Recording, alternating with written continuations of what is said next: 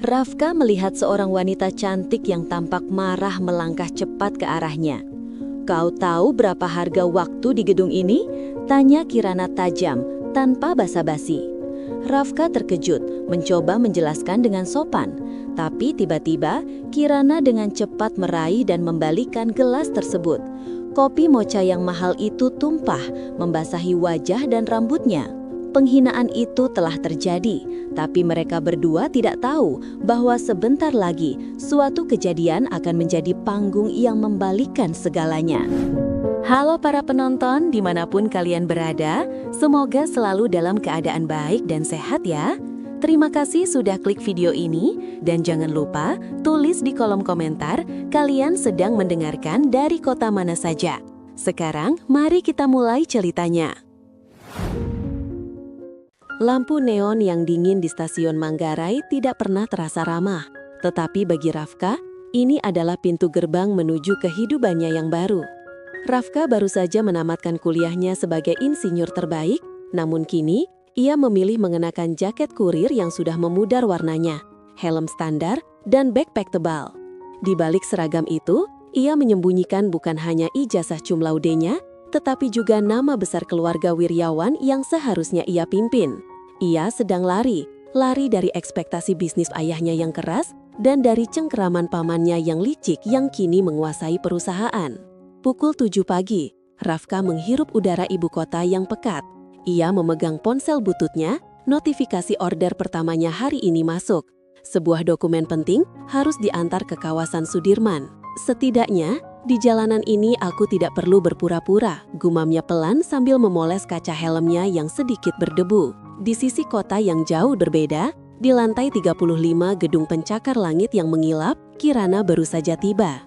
Kirana adalah definisi sukses di usia muda, CEO sebuah startup teknologi yang sedang naik daun. Namun, sukses itu berbanding lurus dengan tekanan yang ia hadapi. Setiap kata-katanya, setiap keputusan bisnisnya harus sempurna. Pagi itu, Kirana sedang rapat maraton dengan timnya. Wajahnya tegang, sorot matanya tajam dan tidak ramah. Ada kebocoran informasi di timnya, dan ini mengancam peluncuran produk terbarunya. Ini bukan main-main. Dokumen persetujuan itu harus segera ditandatangani hari ini juga. Aku tidak peduli bagaimana caranya. Pastikan dokumen itu sampai tepat pukul 10 di tangan Pak Wijaya. Kirana membentak asistennya. Suaranya menusuk. Rafka yang tidak tahu menahu tentang tekanan Kirana dengan cekatan melibas kemacetan Jakarta. Misinya sederhana, mengantar dokumen tepat waktu. Ia menyukai ketenangan pikirannya saat bekerja. Hanya ada jalanan, mesin motor, dan target waktu. Itu jauh lebih mudah daripada menghadapi drama di balik meja rapat eksekutif. Ia lalu memutar gas motornya lebih kencang. Ia hanya punya waktu 45 menit lagi. Sementara itu, Kirana yang sedang mengalami tekanan luar biasa menatap jam tangannya. Ia membutuhkan booster emosi. Ia memesan kopi premium dari kafe yang sangat jauh, meminta pengiriman tercepat, seolah ingin membuktikan bahwa ia bisa mengendalikan segala sesuatu, bahkan kecepatan kurir di tengah kemacetan ibu kota. Rafka tiba di gedung perkantoran mewah, tempat ia harus mengantarkan dokumen penting. Ia menepikan motornya di area khusus kurir, melepas helm, dan merapikan jaketnya. Tepat pukul 9.58, ia berhasil mengatasi kemacetan dan menunaikan tugas pertamanya dengan sempurna. Rasa lega sejenak menyelimuti. Saat ia berjalan keluar lobi, ponselnya bergetar kencang. Itu adalah notifikasi order kedua yang baru ia terima. Sebuah permintaan mendesak untuk mengambil dan mengantar kopi mocha premium dari kedai kopi elit di seberang jalan ditujukan ke lantai teratas gedung yang sama. Pemesanan yang aneh, pikir Rafka. Mengapa harus memesan kopi dari jauh jika kafe di lobi juga menjual kopi premium? Kirana yang baru saja memenangkan perdebatan sengit dengan timnya tentang dokumen yang sudah berhasil tiba tepat waktu, kini sedang diliputi kelelahan. Ia menekan tombol lift dengan tidak sabar. Matanya terus menatap layar ponsel, memantau pergerakan kurir yang membawa kopi mocha premium untuk mood boosternya. Di seberang jalan, Rafka sudah mengambil pesanan kopi. Gelas kertas tinggi itu dibungkus rapi. Rafka merasa harus ekstra hati-hati. Kopi premium ini pasti sangat mahal, dan pemiliknya berada di puncak piramida gedung ini. Di sisi lain, Kirana melihat notifikasi di layar handphonenya. Status kurir berhenti. Kirana menggebrak meja kerjanya dengan frustrasi. Kenapa dia berhenti? Sudah kubilang, aku butuh kopi itu sekarang juga. Apakah orang-orang ini tidak punya standar profesionalisme sama sekali? Padahal, Rafka berhenti sejenak karena ada insiden kecil. Ia membantu seorang ibu tua yang tiba-tiba merasa pusing di trotoar. Setelah memastikan ibu itu baik-baik saja dan memanggilkan taksi, Rafka segera bergegas. Namun, jeda 2 menit itu sudah cukup untuk memicu amarah Kirana yang memang sedang berada di ambang batas. Rafka kini sudah di lobi utama gedung. Ia membawa kopi itu dengan satu tangan, sementara tangan yang lain memegang kantong makanan kecil yang ia beli untuk sarapan. Suasana lobi sangat ramai. Puluhan eksekutif berjas mahal dan wanita-wanita dengan pakaian desainer berlalu lalang. Dari kejauhan, Kirana yang memutuskan turun sendiri karena sangat tidak sabar melihat Rafka. Jarak antara mereka kian menipis. Rafka melihat seorang wanita cantik yang tampak marah melangkah cepat ke arahnya. Di tengah lobi yang hiruk-pikuk, langkah Kirana terhenti tepat di hadapan Rafka. "Kau tahu berapa harga waktu di gedung ini?" tanya Kirana tajam, tanpa basa-basi. Rafka terkejut, mencoba menjelaskan dengan sopan. "Maaf Bu, tadi ada sedikit hambatan, tapi kopi Anda sudah..." "Hambatan? Apa hambatan itu lebih penting daripada janji profesionalisme?" Kirana memotong, nadanya merendahkan. Ia menunjuk jaket kurir Rafka. "Kau pikir menjadi pengantar makanan murahan memberimu hak untuk seenaknya menunda? Aku memesan kopi ini untuk mengendalikan stres dan kau menghancurkannya." Rafka menelan ludah. Rasa hampa yang ia sembunyikan kini terasa seperti diremas. Ia merasa kecil, bukan karena profesinya, tetapi karena cara Kirana memandang rendah dirinya. "Saya minta maaf, jika Anda mau, saya akan antar lagi dengan yang baru," ujar Rafka, mencoba mempertahankan profesionalismenya. "Tidak perlu," seru Kirana, semakin menjadi-jadi. Ia meraih gelas kopi premium yang masih disegel itu. Tiba-tiba, ia membalikan gelas tersebut. Biur! Kopi mocha dingin yang mahal itu tumpah, membasahi jaket lusuh Rafka, membasahi wajah dan rambutnya. Adegan itu hening sesaat, lalu desas-desus langsung bermunculan. Semua mata kini benar-benar terfokus pada mereka. Wajah Rafka pucat, bukan karena dinginnya kopi, tetapi karena rasa malu yang menusuk. Ia berdiri mematung, menahan diri untuk tidak bereaksi. Kirana, dengan tangan yang masih basah, mengeluarkan dompet kulitnya yang tipis. Ia mengambil beberapa lembar uang kertas 100 ribuan, lalu melemparkannya ke lantai lobi, tepat di kaki Rafka. "Ambil ini," kata Kirana, suaranya mengandung penghinaan yang paling dalam. "Anggap ini sebagai ganti rugi atas jaket jelekmu dan sebagai pelajaran. Lain kali, ingat, waktu orang sukses itu lebih berharga daripada seluruh penghasilan bulananmu sebagai pengantar makanan." Lalu, tanpa menoleh lagi, Kirana berbalik dan melangkah menuju lift, meninggalkan Rafka yang basah kuyup di tengah lobi.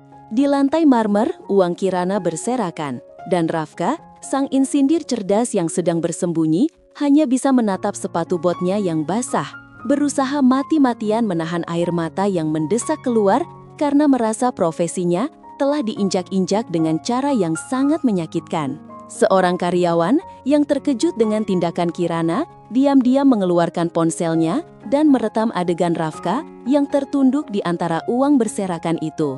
Rafka segera meninggalkan lobi. Ia tidak memungut uang yang berserakan.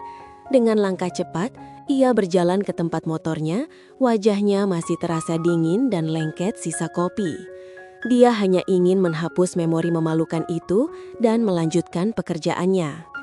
Di perjalanan menuju base camp kurirnya untuk berganti seragam, Rafka mencoba meyakinkan dirinya bahwa perkataan Kirana hanyalah luapan amarah sesaat dari seseorang yang sangat tertekan. Namun rasa sakit di hatinya tidak bisa dibohongi. Ia merasa profesi yang ia jalani dengan tulus itu dicabut martabatnya di depan umum. Sementara itu, Kirana merasa puas. Ketika ia duduk di kursinya yang empuk di lantai 35, ia menerima pesan dari asistennya. Bu Kirana, video insiden di lobi tadi sudah tersebar di media sosial. Dalam 30 menit, sudah mencapai belasan ribu penonton, tulis asistennya dengan nada panik. Kirana mengernyit. Video apa? Tidak mungkin. Ia membuka tautan yang dikirim asistennya. Jantungnya berdebar kencang. Itu adalah rekaman amatir dari adegan penyiraman kopi dan pelemparan uang. Sudut pandangnya kurang jelas, tetapi identitas dirinya, CEO Kirana dengan blazer mahalnya, sangat kentara. Judul video itu mencolok, viral, wanita kaya hina kurir dan siram kopi mahal di lobi elit. Komentar-komentar berdatangan seperti badai, bukan pujian, melainkan kecaman. Kirana mulai merasa cemas, citra sempurna yang ia bangun selama bertahun-tahun kini terancam hancur oleh sebuah video berdurasi 45 detik. Ini bukan hanya masalah moral, ini adalah masalah bisnis. Investor tidak suka drama publik. Ia segera menghubungi tim legal dan humasnya. Hapus video itu segera, cari tahu siapa yang merekam, perintahnya dengan suara bergetar. Di sisi lain kota, Rafka, yang baru selesai berganti baju, menerima telepon dari temannya, sesama kurir. "Raf, lihat ini, kau viral." Suara temannya terdengar antara terkejut dan marah. Rafka melihat video itu, tangannya gemetar. Ribuan wajah netizen kini menyaksikan penghinaannya. Tapi yang paling menyentuh adalah komentar yang membelanya. Dia tidak sendirian. Rasa hampa yang ia rasakan sedikit tergantikan oleh rasa haru. Namun ia juga takut. Ketakutan terbesar bukan pada Kirana, melainkan pada keluarganya yang mungkin akan melihat video itu dan mengetahui pekerjaan sementaranya. Di lantai 35, kantor Kirana kini seperti sarang lebah yang terusik. Tim humas melaporkan bahwa upaya menghapus video justru membuatnya semakin populer. Para netizen kini menggunakan tagar #KopiPahitKirana dan beberapa media online besar mulai meliput. "Kita harus mengeluarkan pernyataan pers sekarang juga," tegas Direktur Humas. Kirana duduk membeku. Ia selalu ingin menjadi headline, tetapi bukan headline seperti ini. Harga saham perusahaannya yang baru saja diluncurkan anjlok tipis. Salah satu investor besar menelepon, menyatakan kekecewaan moral atas sikap CEO. Dalam keputusasaan, Kirana mengambil keputusan arogan. Ia memerintahkan tim legalnya untuk menuntut balik si perekam video, menuduh penyebaran video itu merugikan perusahaan. Langkah ini, yang ia anggap sebagai pertahanan diri, justru akan memperburuk keadaan. Sementara itu, Rafka sedang istirahat makan siang di warung sederhana. Ponselnya terus bergetar. Tidak hanya pesan dukungan dari sesama kurir, tetapi juga permintaan wawancara dari beberapa media online yang ingin tahu sisi cerita sang kurir. "Jangan mau, Raf," kata Bima, teman kurir Rafka. "Mereka cuma mau dramamu. Kalau kau muncul, kau akan membuka identitasmu yang sebenarnya." Rafka mengangguk. Itulah ketakutan terbesarnya. Pamannya, Pak Hermawan, adalah pria yang sangat terobsesi pada citra dan kekuasaan. Jika Pak Hermawan tahu Rafka menjadi kurir setelah kabur dari tanggung jawab, pamannya pasti akan menggunakan ini untuk mencemarkan nama baik keluarga dan mengunci posisinya di perusahaan Wiryawan selamanya. "Aku harus menolak semua liputan. Video ini harus mereda dengan sendirinya," putus Rafka. Namun, saat ia kembali ke jalan untuk melanjutkan pekerjaan, ia merasakan sesuatu yang berbeda. Ada beberapa orang di jalan yang mengenalinya dari video, sebagian memberinya semangat, sebagian menatapnya dengan rasa iba. Tiba-tiba, Rafka menerima pesan masuk dari nomor tak dikenal. "Saya tahu Anda. Saya melihat Anda di lobi. Jangan biarkan dia menang. Saya punya sesuatu yang akan membantumu. Temui saya di Taman Suropati pukul 17. Rafka terdiam. Siapa orang ini? Apakah ini jebakan Kirana? Ataukah benar-benar bantuan untuk membalikkan keadaan? Pukul 17 di Taman Suropati. Rafka tiba dengan hati-hati. Ia memilih duduk di bangku taman yang agak tersembunyi, masih mengenakan jaket kurirnya. Ia memegang ponselnya, siap melarikan diri jika ini adalah jebakan. Tak lama kemudian, seorang pria paruh baya yang rapi dan berkacamata tebal mendekatinya. "Kau Rafka, kurir di video itu bukan?" tanya pria itu dengan suara pelan namun tegas. Rafka mengangguk, sedikit curiga. "Anda siapa?" Pria itu tersenyum tipis. "Panggil saja Pak Tirtayasa. Aku adalah salah satu dewan komisaris di perusahaan tempat Kirana bekerja." Rafka terkejut, kenapa orang penting seperti ini ingin bertemu dengannya. Pak Tirtayasa melanjutkan, "Aku tidak setuju dengan apa yang dilakukan Kirana di lobi. Tindakan itu tidak hanya merugikan martabatmu, tetapi juga merusak reputasi perusahaan yang sudah kami bangun dengan susah payah." Pak Tirtayasa kemudian bercerita bahwa Kirana, meskipun cerdas, terlalu sering menggunakan arogansi untuk menutupi ketakutan dan ketidakmampuannya mengatasi tekanan. Dan yang lebih penting, tindakan Kirana menuntut perekam video secara membabi buta telah memicu perpecahan internal di Dewan.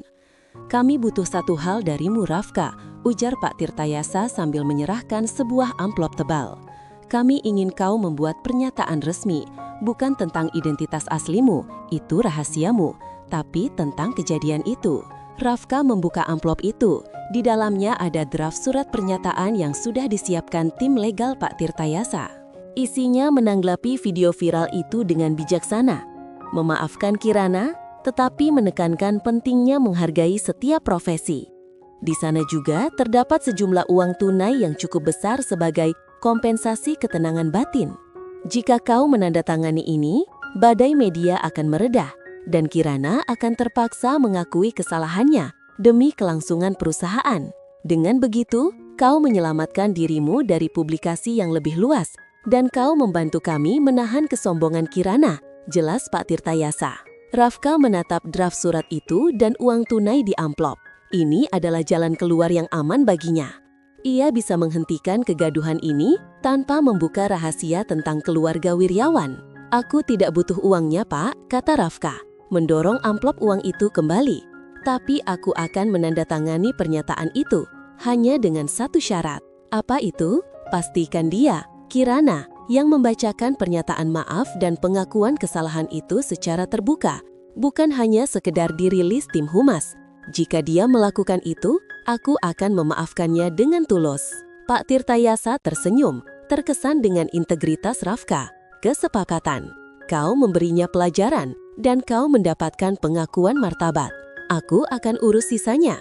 Malam itu, Kirana menerima kabar buruk dari Pak Tirtayasa. Ia harus membuat pernyataan maaf pribadi, atau Dewan Komisaris akan mengambil langkah tegas demi menyelamatkan perusahaan. Kirana menatap cermin. Wajahnya penuh amarah dan kebencian.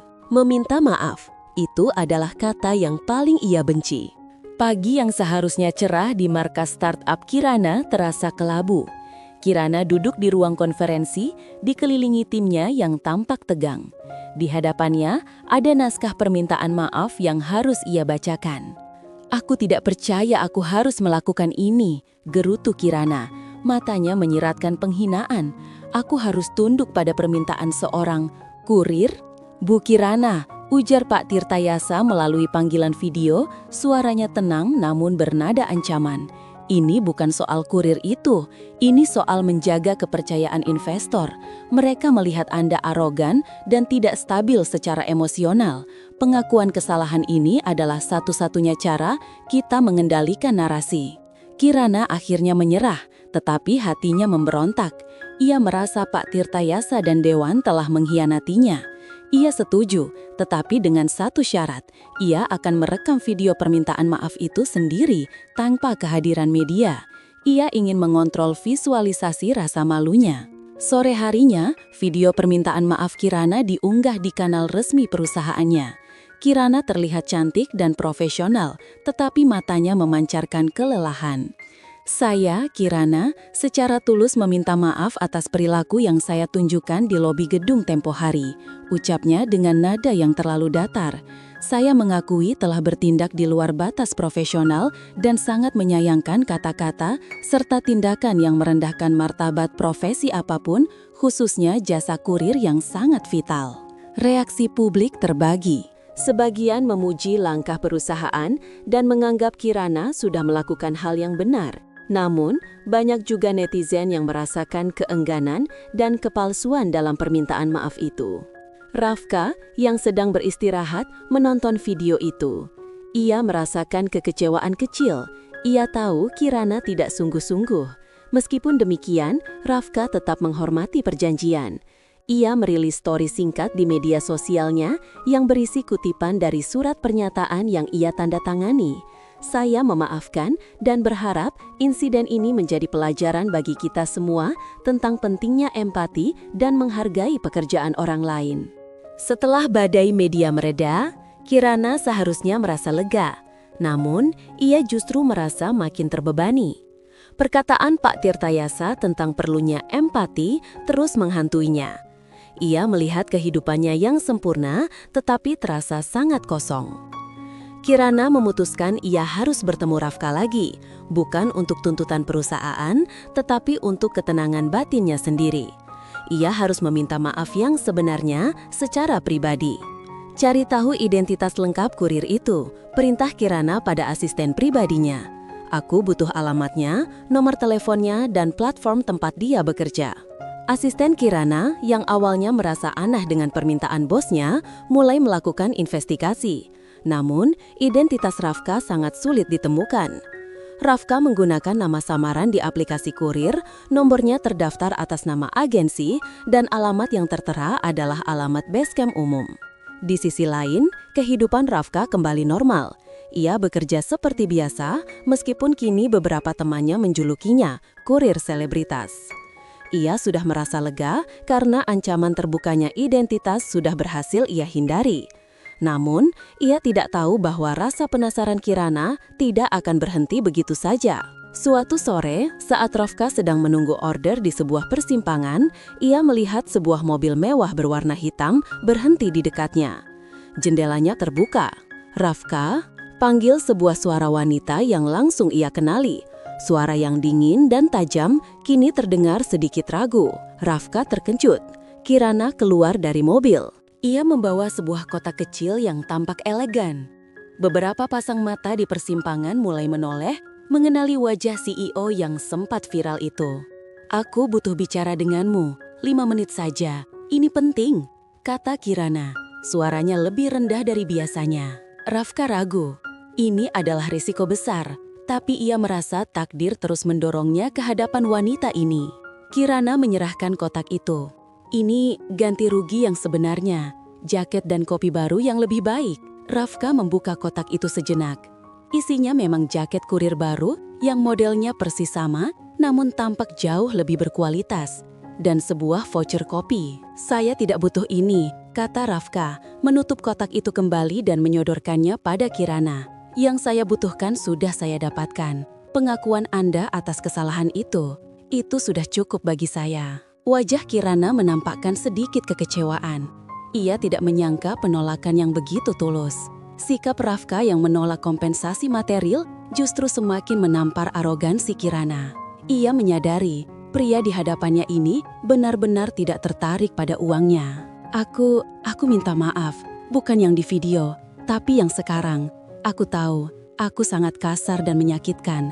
Aku minta maaf karena merendahkanmu," ucap Kirana. Suaranya hampir menyerupai bisikan. Mendengar permintaan maaf yang tulus itu, Rafka sedikit melunak.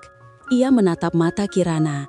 Ia melihat kilatan lelah dan sedikit penyesalan di sana. "Saya terima maaf Anda," kata Rafka. "Semoga Anda bisa lebih menghargai orang lain di masa depan." Kirana merasakan kelegaan yang tiba-tiba. Tiba-tiba, ia menyadari ia memiliki pertanyaan lain. Kenapa kau memilih pekerjaan ini? Kau tampak berpendidikan." Rafka tersenyum pahit, sebuah pertanyaan yang menusuk tepat ke inti rahasianya. Rafka hanya menjawab pertanyaan Kirana dengan senyum misterius. "Semua orang punya alasannya sendiri, Bu Kirana. Saya permisi, ada order masuk." Ia segera memutar motornya, meninggalkan Kirana yang masih terpaku di pinggir jalan. Kirana, sang CEO yang terbiasa mendapatkan semua jawaban, merasa frustrasi. Sikap Rafka yang tenang, berkelas, dan menolak uang tidak cocok dengan citra pengantar makanan yang ia ciptakan di benaknya. Pria itu menyembunyikan sesuatu, gumam Kirana. Ia memutuskan untuk menggunakan sumber dayanya, jaringan, dan kemampuan investigasi perusahaannya untuk menggali latar belakang Rafka. Bukan untuk menyerang, tetapi karena rasa penasaran yang kini berubah menjadi obsesi halus. Asisten Kirana yang awalnya kesulitan, kini menggunakan cara yang lebih canggih. Mereka melacak pendaftaran motor, nomor SIM, hingga data KTP yang terdaftar di agensi kurir. Beberapa hari kemudian hasilnya tiba di meja Kirana. Nama asli Rafka, data akademis, dan yang paling mengejutkan, hubungan keluarga. Kirana memegang dokumen itu, matanya membelalak. Rafka Bima Wiryawan, lulusan cum laude teknik sipil. Dan yang lebih mencengangkan, Rafka adalah anak kandung dari Bapak Wiryawan, pemilik konglomerasi properti raksasa, pesaing utama calon investor perusahaannya. Tidak mungkin, bisik Kirana.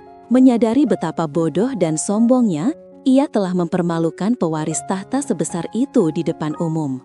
Selama ini, ia menyangka Rafka adalah kurir biasa. Kenyataan ini memutar balik semua narasinya. Ia tidak miskin, ia memilih pekerjaan itu. Kirana mulai memahami, Rafka tidak lari dari kemiskinan, melainkan dari tanggung jawab yang sangat besar. Rasa malu Kirana semakin menjadi-jadi. Ia tidak hanya merendahkan seorang kurir, ia merendahkan seseorang yang memilih kesederhanaan di tengah kekayaan.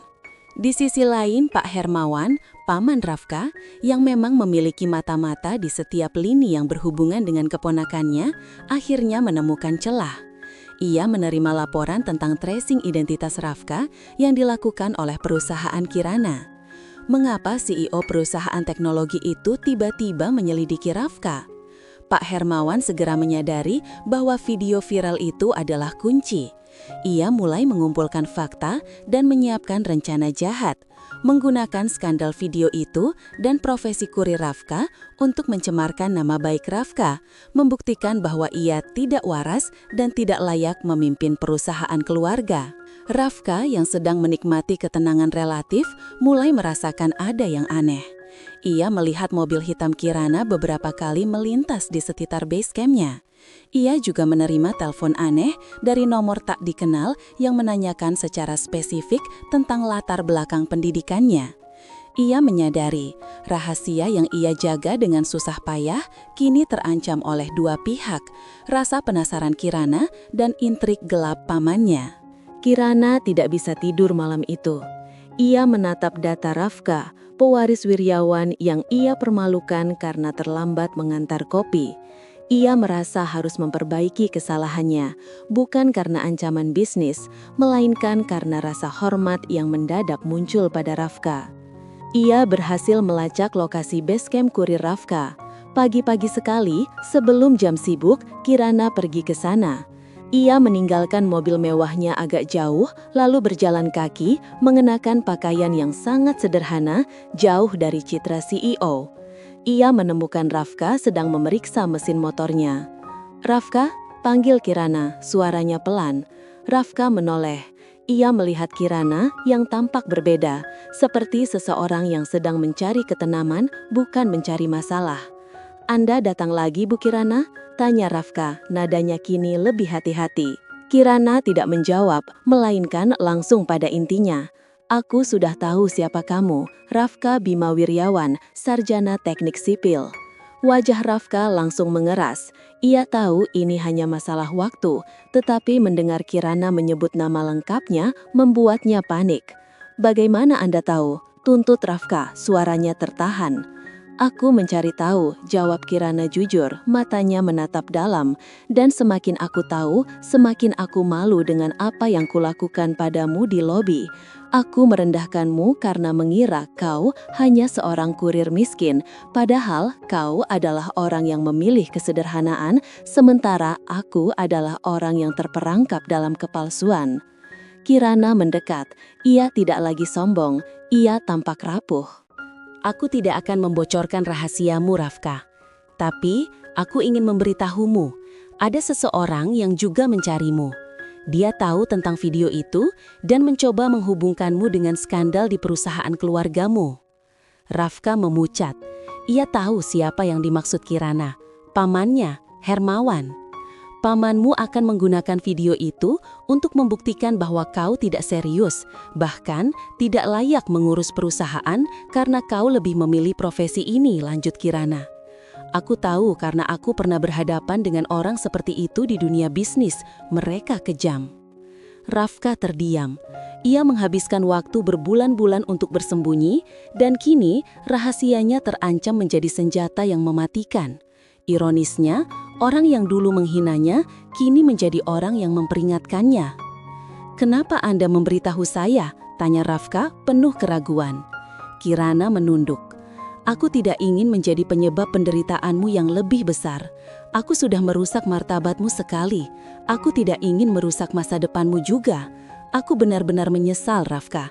Aku tahu permintaan maafku ini tidak cukup, tapi aku ingin menebusnya." Rafka menatapnya lama. Ia merasakan ketulusan yang murni dari wanita sombong itu. Di momen itu, Rafka melihat Kirana bukan lagi sebagai musuhnya, melainkan sebagai korban dari tekanan dunianya sendiri, sama seperti dirinya. Ia menyadari, di balik kesombongan Kirana, ada ketakutan yang besar. "Terima kasih atas peringatannya, Kirana," ucap Rafka, menggunakan nama panggilannya untuk pertama kalinya. Hubungan mereka telah bergeser. Musuh telah menjadi sekutu tak terduga dalam menghadapi bahaya yang lebih besar, yaitu intrik pamannya. Peringatan Kirana terbukti benar. Keesokan harinya, Rafka menerima surat panggilan resmi. Bukan dari kepolisian, melainkan dari Dewan Komisaris Perusahaan Wiryawan yang ditandatangani oleh Pak Hermawan, sang paman. Isi surat itu meminta Rafka menghadiri pertemuan darurat untuk membahas stabilitas citra dan kelayakan suksesi yang terancam oleh tindakan pribadi yang tidak profesional dan menimbulkan kegaduhan publik. Ini adalah langkah awal Pak Hermawan untuk menggunakan skandal video viral itu sebagai senjata hukum untuk melucuti hak waris Rafka. Rafka segera menghubungi Kirana. Mereka bertemu di sebuah kafe terpencil jauh dari pusat kota. "Ini dia langkah pamanku," kata Rafka meletakkan surat itu di meja. "Dia menggunakan video itu untuk membuktikan aku tidak stabil hanya karena aku memilih pekerjaan ini." Kirana membaca surat itu, wajahnya serius. "Mereka akan mengaitkan arogansiku dan reaksimu yang tampak tak berdaya sebagai bukti bahwa kau tidak mampu mengendalikan diri di bawah tekanan. Ini adalah perang citra, Rafka, dan pamanmu sangat pandai memainkan peran sebagai penyelamat perusahaan. Tapi aku hanya menjadi kurir karena aku butuh jeda. Aku tidak gila." Mereka tidak peduli. Mereka peduli pada opini publik dan aturan hukum. Jelas Kirana, naluri CEO-nya bangkit. Kita tidak bisa menyangkal video itu, tapi kita harus mengubah maknanya. Kita harus menunjukkan bahwa keputusanku menghinamu adalah murni kesalahanku. Dan profesimu itu adalah pilihan yang terhormat. Kirana, yang selama ini terobsesi pada kesempurnaan diri, kini mendedikasikan seluruh pemikirannya untuk membantu Rafka. Ia melihat ini sebagai kesempatan menebus dosa dan membuktikan bahwa ia bisa menggunakan kecerdasannya untuk kebaikan, bukan hanya untuk kesombongan. Rafka mulai ragu. "Apa yang harus kita lakukan? Aku tidak bisa membuka seluruh ceritaku. Kalau aku bilang aku bosan, mereka akan bilang aku manja. Kita akan katakan yang sebenarnya, tapi dari sudut pandang yang berbeda." Kirana tersenyum, senyum yang menunjukkan kecerdasan strategisnya. "Aku akan berdiri di sisimu saat kau menghadiri pertemuan dewan. Aku akan bersaksi bahwa tindakanku adalah kriminalitas moral dan bahwa kau, sang kurir, menunjukkan integritas sejati dengan menolak uang dan memilih memaafkan." Rafka tertegun. "Maksudmu, kau akan datang ke Dewan Komisaris keluargaku? Ini akan mempermalukanmu lagi, Kirana?" "Ya," jawab Kirana tegas. "Tapi ini akan menyelamatkan reputasi kurir yang kau jalani dengan tulus dan reputasimu sebagai pewaris. Biarkan pamanmu melihat bahwa wanita yang ia anggap arogan ini kini memilih berdiri di sisi kurir yang ia hina. Itu adalah senjata terkuat kita. Malam itu, di kediaman mewah Pak Hermawan, ia sedang berbicara dengan pengacaranya. Pastikan Dewan fokus pada video itu. Anggap saja dia sudah gila, meninggalkan kekayaan demi pekerjaan rendahan. Citra adalah segalanya. Pak Hermawan menyeringai puas, yakin rencananya akan berjalan mulus. Ia tidak tahu, di sisi lain kota, musuh terbesarnya baru saja membentuk aliansi yang tak terduga. Ruang rapat Dewan Komisaris Perusahaan Wiryawan didominasi meja marmer besar, dikelilingi kursi kulit mewah. Suasana terasa sangat dingin dan formal. Di ujung meja, duduklah Pak Hermawan, paman Rafka, menyeringai tipis penuh kemenangan. Ia dikelilingi beberapa anggota dewan yang sebagian besar sudah dipengaruhi olehnya. Rafka memasuki ruangan itu. Ia tidak mengenakan jaket kurir, melainkan kemeja yang rapi, namun ia memilih tidak menggunakan jas mahal. Di sampingnya berjalanlah Kirana. Kehadiran Kirana, CEO startup yang sempat viral karena skandal, sontak mengejutkan semua orang, terutama Pak Hermawan. Wajahnya yang semula angkuh kini tampak tercengang. "Kirana, apa yang kau lakukan di sini?" tanya Pak Hermawan, berusaha menyembunyikan kekesalannya. "Saya di sini sebagai saksi dan penjamin karakter Rafka Bima Wiryawan," jawab Kirana. Suaranya lantang dan percaya diri, aura CEO-nya kembali menyala. Pak Hermawan mengabaikannya, memilih fokus pada Rafka. "Rafka, kami ingin klarifikasi mengenai video yang memalukan itu. Apakah benar kau rela meninggalkan posisi terhormatmu demi pekerjaan rendahan dan dipermalukan di depan umum?" Salah satu anggota dewan menimpali, "Kami khawatir tindakan ini menunjukkan ketidakmatangan emosional dan ketidakstabilan yang bisa membahayakan perusahaan." Rafka berdiri tegak, ia tidak gentar. "Saya tidak meninggalkan posisi saya mengambil jeda untuk menemukan diri saya sendiri," jelasnya. "Saya memilih profesi kurir karena di sana nilai saya diukur dari ketulusan dan integritas, bukan dari nama keluarga." Saat Rafka mulai tampak emosional, Kirana mengambil alih panggung. "Bapak-bapak sekalian," kata Kirana, menatap lurus ke arah Pak Hermawan. "Saya adalah pelaku di video tersebut. Dan saya datang ke sini bukan untuk membela diri, melainkan untuk membela martabat orang yang saya hina." Ia berhenti sejenak, menciptakan efek dramatis. "Tindakan saya menyiram kopi dan merendahkan Rafka adalah murni bentuk arogansi yang digerakkan oleh ketakutan saya sendiri. Saya takut gagal dan saya mencari kambing hitam." Kirana melanjutkan, "Rafka, dalam situasi yang sangat memalukan itu, tidak bereaksi dengan kekerasan. Ia menolak uang, memilih mempertahankan martabat profesinya, dan kemudian memilih memaafkan saya secara tulus. Pria ini menunjukkan ketenangan, integritas, dan kekuatan karakter yang jarang dimiliki oleh eksekutif di gedung ini." Kirana menunjuk Pak Hermawan tanpa rasa takut. "Jika Anda menganggap integritas dan pilihan untuk menjadi tulus sebagai ketidakstabilan, maka perusahaan ini sedang bermasalah. Seorang pemimpin yang mampu memaafkan penghinaan publik jauh lebih stabil daripada seseorang yang terus-menerus mencari cara licik untuk menjatuhkan saudaranya sendiri demi kekuasaan." Ruangan itu hening. Argumen Kirana tidak hanya membela Rafka, tetapi juga secara halus menyerang motivasi Pak Hermawan. Pak Hermawan marah karena rencananya berantakan, mencoba mengakhiri rapat. "Terima kasih atas kesaksian emosional Anda, Nona, tapi kami akan memutuskan secara hukum." Rafka maju. "Pak Hermawan," katanya, menatap pamannya dengan dingin. "Saya menerima pekerjaan kurir untuk memahami arti kerendahan hati. Dan dari situlah saya belajar bahwa orang yang paling miskin bukanlah yang tidak punya uang, melainkan yang tidak punya empati." Setelah Kirana menyelesaikan argumennya, anggota Dewan Komisaris terpecah. Beberapa tampak setuju dengan pandangan Kirana, merasa bahwa tindakan Hermawan terlalu didorong oleh kepentingan pribadi. Namun, yang lain masih terikat oleh janji-janji dan kekuasaan Pak Hermawan. Pak Hermawan mencoba mendinginkan suasana. Nona Kirana adalah pihak luar. Kita akan membahas masalah ini secara internal. Rapat ditunda. Kirana dan Rafka keluar dari ruang rapat. Rafka menoleh ke arah Kirana, matanya penuh rasa terima kasih yang tak terhingga. Kau benar-benar mempertahankan reputasimu untukku. Terima kasih, Kirana. Kirana tersenyum. Senyum itu tulus, tidak ada lagi jejak kesombongan. Aku harus melakukannya, Rafka, untukmu dan untuk diriku sendiri. Aku harus membuktikan bahwa aku bisa berubah. Tiba-tiba, Pak Tirtayasa yang selama ini menjadi sekutu tersembunyi Rafka menyusul mereka. Rafka, Kirana, kalian melakukan hal yang brilian, bisik Pak Tirtayasa. Tapi Hermawan tidak akan menyerah. Dia akan mencari celah lain. Kalian harus bersiap untuk konfrontasi terakhir.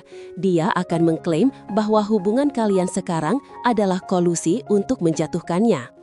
Kolusi, Kirana tertawa kecil. Kami hampir tidak saling kenal seminggu yang lalu, Pak.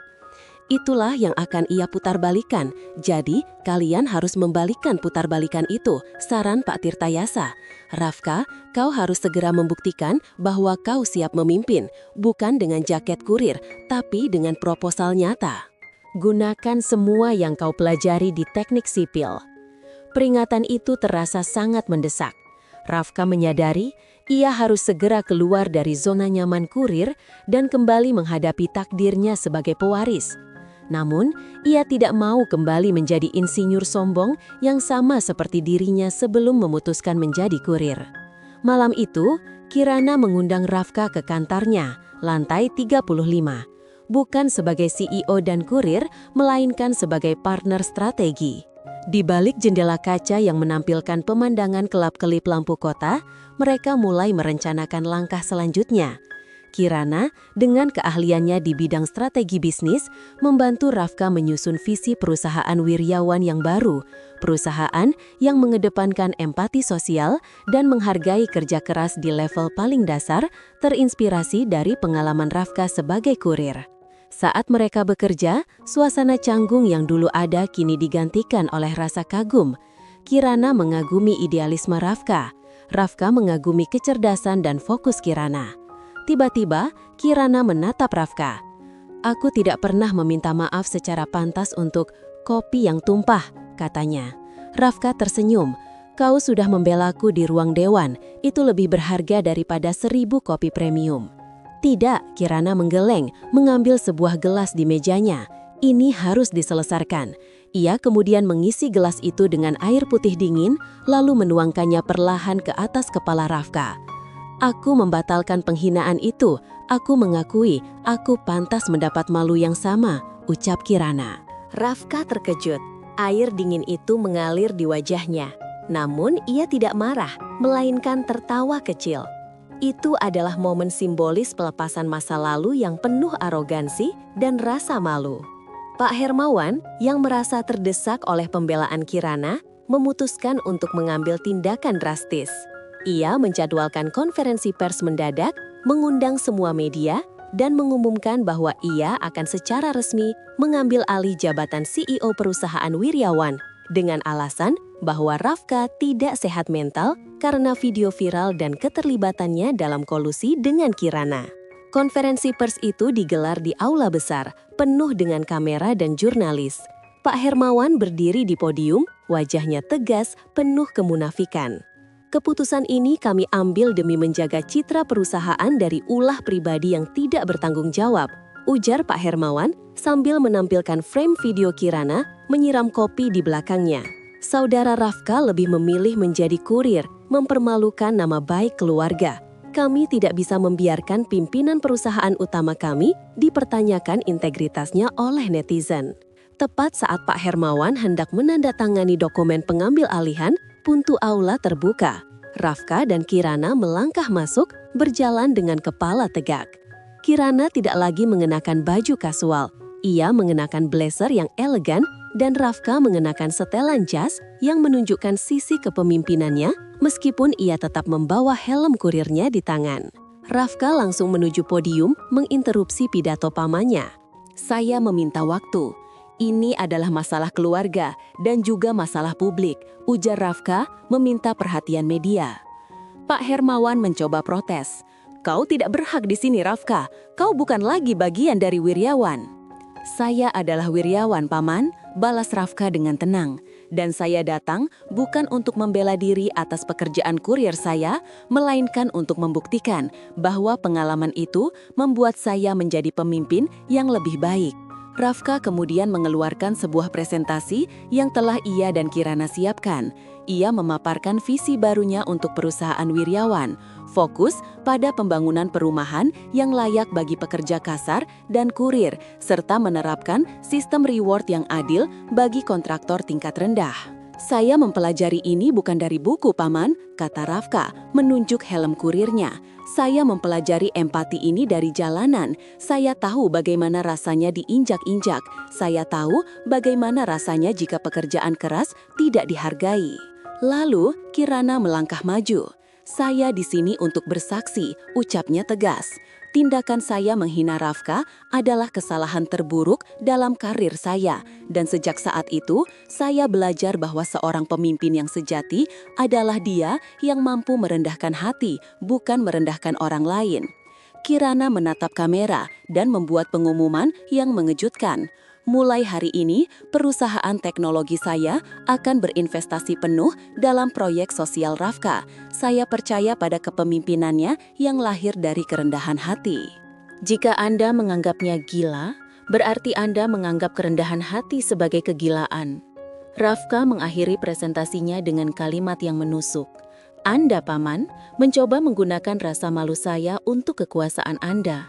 Saya, sebaliknya, akan menggunakan kerendahan hati saya untuk membangun masa depan perusahaan yang lebih bermartabat. Sekarang, saya akan menyerahkan keputusan ini kepada Dewan dan publik."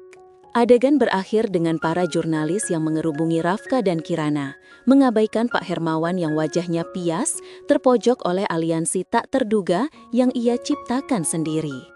Dampak dari konferensi pers Rafka dan Kirana sangat besar. Kisah kurir yang bangkit dari penghinaan dan menolak kekayaan demi empati menjadi trending topik di seluruh negeri. Media massa yang semula netral, kini banyak yang condong mendukung visi baru Rafka. Di internal perusahaan Wiryawan, anggota dewan yang selama ini ragu, akhirnya berpihak pada Rafka. Mereka melihat integritas Rafka yang teruji, didukung oleh aliansi strategis bersama Kirana yang cerdas. 2 hari setelah konferensi pers, Dewan Komisaris mengadakan rapat final. Pak Hermawan, yang kini terlihat letih, mencoba mempertahankan posisinya dengan argumen legal. Namun, ia dikalahkan oleh suara mayoritas Dewan yang percaya bahwa perusahaan membutuhkan pemimpin dengan hati, bukan hanya pemimpin dengan uang. "Kami telah memutuskan," ujar Pak Tirtayasa yang memimpin rapat itu. "Berdasarkan visi, integritas, dan dukungan publik, kami menunjuk Rafka Bima Wiryawan sebagai pimpinan sementara perusahaan Wiryawan sambil menunggu persetujuan hukum penuh." Wajah Pak Hermawan jatuh. Ia tahu ini adalah kekalahan telaknya. Ia hanya bisa menatap Rafka dengan pandangan dendam, tetapi Rafka tidak membalas dendam. "Paman," kata Rafka lembut, mendekati pamannya, "saya harap Anda bisa melihat bahwa keputusan ini bukan untuk menyakiti Anda. Saya tidak akan menuntut Anda. Saya hanya ingin perusahaan ini kembali ke jalur yang benar. Anda selalu bisa menjadi bagian dari keluarga, Paman." Meskipun kalah, Hermawan hanya mendengus dan meninggalkan ruangan tanpa sepatah kata pun. Setelah rapat bubar, Rafka berdiri sendiri di tengah ruangan besar itu. Ia telah mendapatkan kembali takdirnya, namun rasa lega bercampur dengan kesedihan. Ia harus melepas jaket kurirnya, simbol dari pelajaran hidup yang sangat berharga. Tiba-tiba Kirana masuk. Ia membawa 2 gelas kopi, yang satu adalah kopi premium, yang satu adalah kopi instan sederhana, keduanya sudah dingin. "Selamat pemimpin," kata Kirana, menyodorkan kopi premium. Rafka menatap kedua gelas itu. Ia memilih kopi instan. "Aku lebih suka yang ini, rasanya mengingatkanku pada awal mula semuanya." Kirana tersenyum, lalu ia meletakkan kopi premium itu di meja. "Kau benar, tapi aku memilih yang premium." Ia menatap Rafka dengan mata berbinar.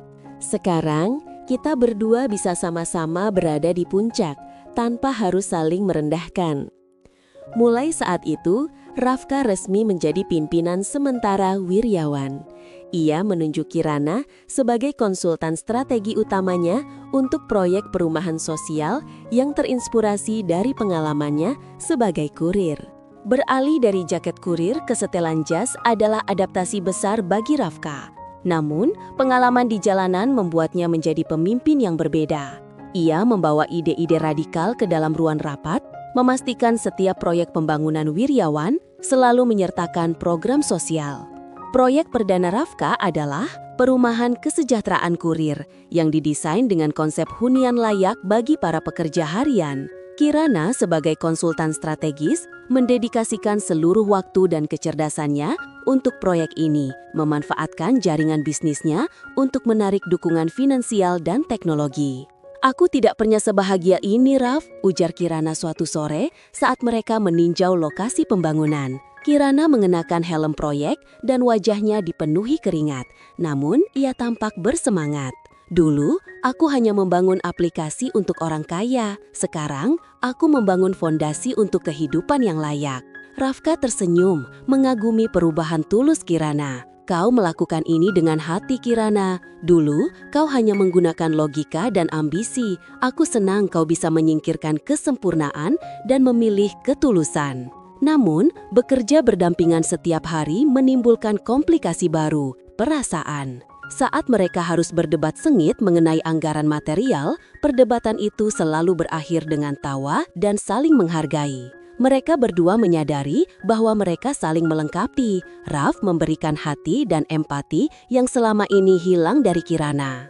Kirana memberikan struktur dan kecerdasan bisnis yang dibutuhkan Rafka untuk mewujudkan idealisme.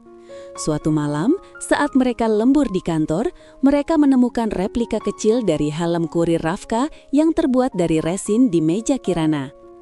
"Ini kenang-kenangan?" tanya Rafka terharu. Kirana mengangguk, sedikit malu. "Ini pengingat bagiku. Setiap kali aku merasa sombong atau ingin meremehkan seseorang, aku akan melihat helm ini. Helm ini mewakili kerendahan hati yang kau ajarkan padaku." Momen itu hening, mereka saling menatap. Perasaan yang telah lama terpendam, rasa kagum yang berubah menjadi kasih sayang, kini terasa begitu kuat. Rafka mendekat, tanpa ragu. Ia tahu wanita di hadapannya ini adalah orang yang pernah menghinanya, tetapi juga orang yang berani mengakui kesalahan dan berjuang bersamanya. "Terima kasih," bisik Rafka, bukan hanya karena helm itu, tetapi karena Kirana sudah menyelamatkan bukan hanya reputasinya, tetapi juga jiwanya. 3 bulan berlalu, proyek perumahan kesejahteraan kurir berjalan lancar dan mendapatkan pujian luas. Di saat yang sama, status Rafka sebagai pimpinan Wiryawan telah dikukuhkan secara penuh setelah tuntutan hukum Pak Hermawan dibatalkan oleh pengadilan yang menganggap motifnya adalah intrik pribadi bukan kepentingan perusahaan. Pak Hermawan akhirnya memutuskan mundur dari dewan. Satu-satunya yang belum terselesaikan adalah hubungan Rafka dan Kirana. Rafka membawa Kirana ke lokasi yang sangat ia kenal, lobi gedung perkantoran mewah, tempat insiden viral itu terjadi. Lobi itu sepi karena hari sudah larut malam. "Kenapa kita di sini?" tanya Kirana kebingungan. Tempat ini adalah kenangan paling memalukan bagi mereka berdua. "Karena di sini, aku kehilangan martabatku, dan di sini juga aku menemukanmu," jawab Rafka, menatap lantai marmer yang memantulkan bayangan mereka. Ia menunjuk sudut tempat kopi itu tumpah dan uang itu berserakan. "Dulu, aku berpikir martabat itu adalah gelar dan uang. Ternyata, martabat itu adalah kemampuan untuk memaafkan dan bangkit," lanjut Rafka. "Kau mengajarkanku bagaimana menjadi pemimpin yang berani, dan aku mengajarkanmu bagaimana menjadi manusia yang tulus." Kirana terharu. Ia merasa semua sakit hati dari penghinaan itu telah terbayar lunas oleh momen ini. Tiba-tiba, Rafka berlutut, bukan dengan air mata kepedihan seperti saat ia dipermalukan, melainkan dengan senyum penuh harapan. Di tangannya, ia memegang sebuah kotak kecil, bukan berisi ulang atau kopi, tetapi sebuah cincin sederhana namun indah. "Kirana, kamu adalah CEO paling arogan yang pernah aku temui, dan juga konsultan terbaik yang pernah aku miliki, ucap Rafka, suaranya mantap. Aku tidak ingin melanjutkan hidup tanpamu. Maukah kamu menjadi partner hidupku, membangun fondasi masa depan kita dengan kerendahan hati dan cinta? Air mata Kirana menetes, bukan air mata kesombongan, melainkan air mata kebahagiaan. Aku mau, Rafka. Aku sangat mau. Mereka berpelukan di lobi yang sama, tempat segalanya dimulai. Sebuah happy ending yang didapat dari perjuangan keras melawan ego dan intrik. Di sudut lain lobi, Pak Tirtayasa yang mengatur setting agar lobi itu kosong malam itu tersenyum. Ia mengambil foto mereka berdua dan mengirimkannya ke media online dengan judul yang sangat menyentuh. 1 tahun kemudian, Rafka dan Kirana menikah dalam sebuah acara sederhana namun elegan. Mereka memilih lokasi pernikahan di taman kota, mengundang rekan-rekan bisnis, anggota dewan yang mendukung Rafka, dan yang paling penting, banyak sekali sesama kurir dan pekerja harian yang Rafka kenal selama masa persembunyiannya. Saat memberikan pidato pernikahan, Rafka mengangkat helm kurirnya yang sudah dibingkai. Semua orang mengenal kami dari sebuah video yang viral, video tentang penghinaan, kata Rafka, suaranya penuh haru. Tapi bagi kami, video itu adalah titik balik. Kirana, wanita yang sangat aku cintai, mengajarkanku bahwa kesombongan adalah topeng yang dipakai orang-orang yang paling rapuh. Dan aku, kurir yang dihina, mengajarkannya bahwa martabat tidak dapat dibeli dan tidak dapat dihancurkan oleh arogansi siapapun. Ia menatap Kirana. Aku memilih Kirana bukan karena kecerdasannya, melainkan karena ia berani mengakui kesalahan dan berjuang untuk berubah. Ia adalah bukti bahwa tidak ada kata terlambat untuk memiliki hati. Kirana, yang tampak sangat bahagia dengan gaun pengantinnya, memegang tangan Rafka. Aku berterima kasih kepada kopi premium yang tumpah itu. Tanpa insiden memalukan itu, aku mungkin akan selamanya terperangkap dalam kesempurnaan palsuku. Rafka menunjukkan padaku bahwa kesuksesan yang sejati adalah kesuksesan yang dibagikan, bukan kesuksesan yang diagungkan sendiri. Pernikahan itu menjadi pemberitaan hangat. Ini bukan lagi tentang skandal, melainkan tentang inspirasi, kisah Cinderella modern yang terbalik, di mana sang pangeran, Rafka, si pewaris, menemukan kebahagiaan sejati saat menjadi kurir, dan sang putri, Kirana, si CEO, menemukan cintanya saat ia kehilangan kesombongannya. Setelah menikah, Rafka melanjutkan kepemimpinannya di Wiryawan dengan visi sosial yang kuat. Kirana, tanpa meninggalkan perusahaannya, menjadi partner Rafka dalam setiap proyek sosial, terutama dalam pembangunan perumahan untuk masyarakat berpenghasilan rendah. Mereka berdua rutin menyumbangkan sebagian keuntungan mereka untuk mendanai pelatihan profesional bagi para kurir, memastikan bahwa mereka dihargai dan memiliki jalur karir yang jelas. Satu sore, beberapa bulan setelah pernikahan mereka, Kirana sedang membersihkan lemari pakaiannya. Ia menemukan sepasang sepatu hak tinggi yang dulu selalu ia kenakan, sepatu yang ia banggakan saat menghina Rafka di lobi. Sepatu itu kini terasa asing. Ia mengambilnya dan tiba-tiba kenangan akan hari itu kembali menyeruak. Rasa tegang, amarah yang tak terkontrol, dan bau kopi dingin yang membasahi seragam Rafka. Kirana menyentuh bekas noda samar di sepatu itu yang ia yakini adalah tetesan kopi yang tumpah. Air mata penyesalan yang tertunda akhirnya menetes. Ia tidak lagi sombong. Ia merasakan sakit hati Rafka saat itu, rasa malu yang ia timbulkan. Rafka masuk ke kamar. Ia melihat Kirana sedang duduk termenung di lantai. Ia mendekat dan memeluk istrinya. "Kenapa sayang?" tanya Rafka lembut. "Aku hanya teringat hari itu," bisik Kirana menahan tangis. "Aku sungguh jahat. Aku merusak martabatmu. Aku tidak akan pernah bisa melupakan betapa buruknya aku dulu, Raf." Rafka tersenyum dan mencium kening Kirana. "Aku tidak memintamu melupakan, Kirana. Aku memintamu mengingatnya. Ingatlah bahwa kau pernah menjadi orang yang sombong, sehingga kau tidak akan pernah kembali ke sana. Kau tidak harus menghapus masa lalu, sayang. Kau hanya perlu menjadikannya pelajaran." Ia melanjutkan, "Jika bukan karena penghinaanmu, aku mungkin tidak akan berani menghadapi Paman Hermawan. Kau adalah api yang membakar keberanianku. Itu sebabnya aku mencintaimu. Sementara itu, Pak Hermawan yang kini menjauh dari dunia bisnis setelah kalah telak dari keponakannya sendiri, menjalani hidup yang tenang. Rafka secara rutin mengirimkan bantuan kesehatan dan memastikan kebutuhan pamannya terpenuhi. Suatu hari, Pak Hermawan menerima paket. Isinya adalah surat dari Rafka. Surat itu tidak berisi tuntutan atau sindiran, melainkan undangan makan malam keluarga dan sebuah tiket untuk mengunjungi proyek perumahan sosial yang baru diresmikan Rafka. Paman, saya harap Anda mau melihatnya. Proyek ini dibangun bukan untuk menunjukkan kekuasaan, melainkan untuk menunjukkan bahwa setiap orang layak mendapatkan martabat. Datanglah, kami rindu Anda. Pak Hermawan membaca surat itu. Untuk pertama kalinya, rasa dendam di hatinya mulai luntur, digantikan oleh rasa sepi dan sedikit kekaguman pada kedewasaan Rafka.